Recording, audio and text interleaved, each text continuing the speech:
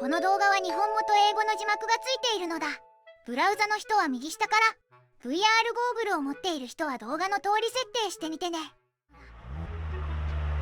橋でつながっているので、このままロードスターで渡っていけるのだ。ディオ VR ハイパーを使っている人はまだ字幕の対応ができていないので、通常のディオ VR アプリから見てね。山の中腹に普通の住宅街、コンビニがある、子供が歩いてる、洗濯物が干してある。広島じゃ別に珍しくない光景。でもここまだ本編じゃない。慣れてない人にはしんどいレベルでも広島基準だとこれ普通なのだ。本当の地獄はこの先にある。今回の峠7割は住宅街の中を走る。狭くて曲がりくねってる。なのにバスが通るのだ。前回は山の中のサバイバル、今回は生活道路のサバイバル。この落差のすごさが中国地方の道路らしいのだ。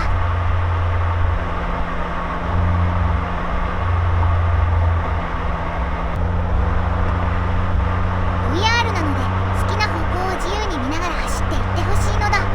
前を見れば峠の先が見える。後ろを見れば来た道がわかる。左右を見れば住宅街の生活感がそこにある。どこを見るかはあなた次第なのだ。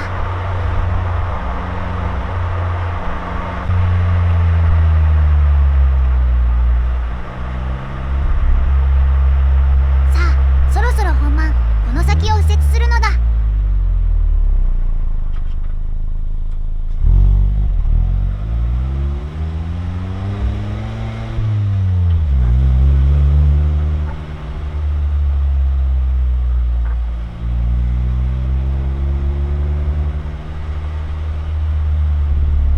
住宅が迫ってくるのだ。後ろを見てほしい。この道の狭さ伝わるよね。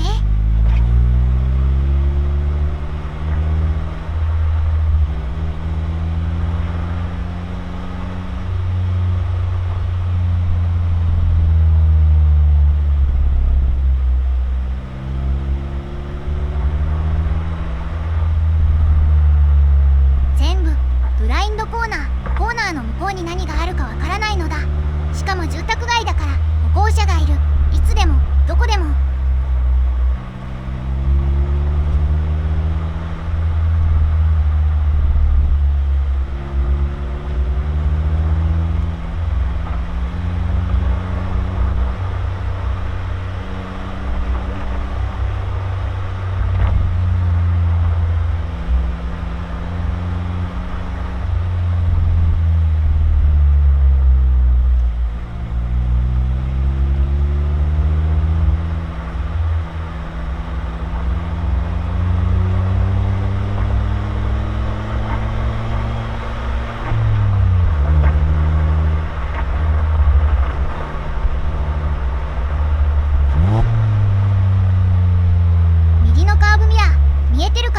ミラーの中詰まってるのだ。